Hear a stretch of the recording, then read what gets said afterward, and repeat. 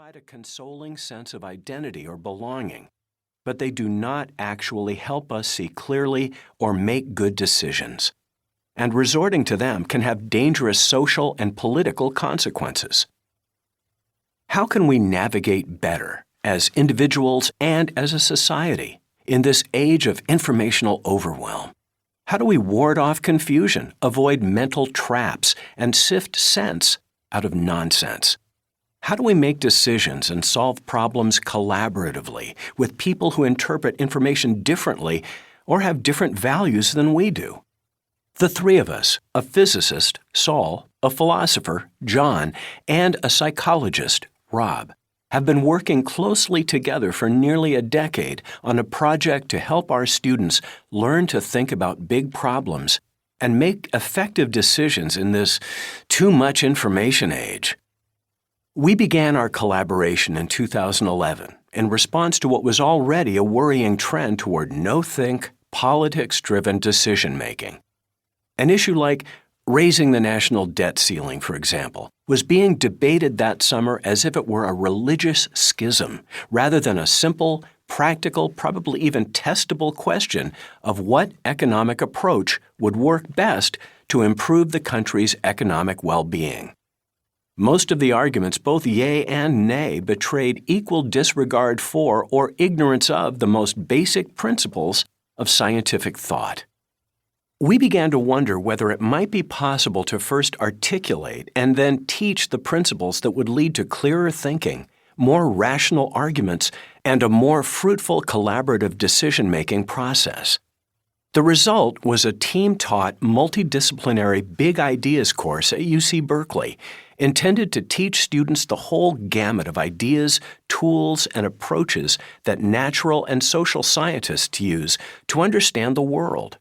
We also designed the course to show how useful these approaches can be for everybody in day-to-day life, whether working individually or collaboratively in making reasoned decisions and solving the full range of problems that face us.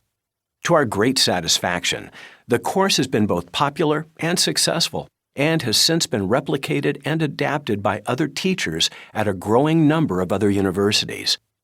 Our students appear to rethink their worlds and emerge energized with new ways to approach both personal decision-making and our society's problems. They are better able to investigate their questions, evaluate information and expertise, and work together as members of a group or a society.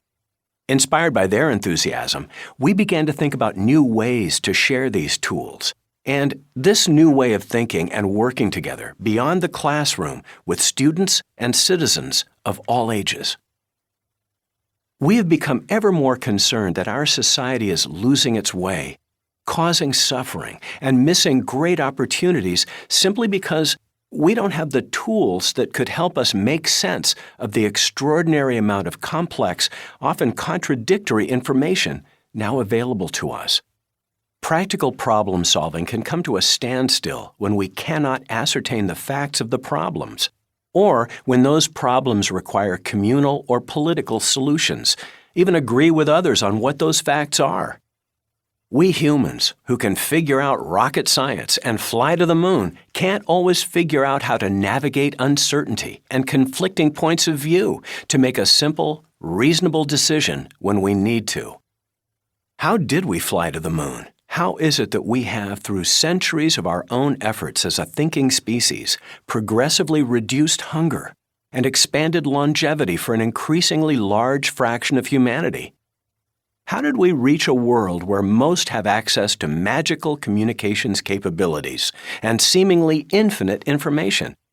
Why can't we use whatever it is that got us this far to solve the global problems we face today?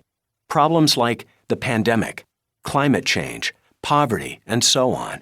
Why aren't we able to use the intellectual tools that worked so well in the past? Part of the problem is that science itself is often a major source of the highly technical, opaque, inconsistent, and contradictory information that has overwhelmed, perplexed, and even angered people. Trust in science has eroded in the recent past. The achievements of science cannot live up to all the utopian expectations those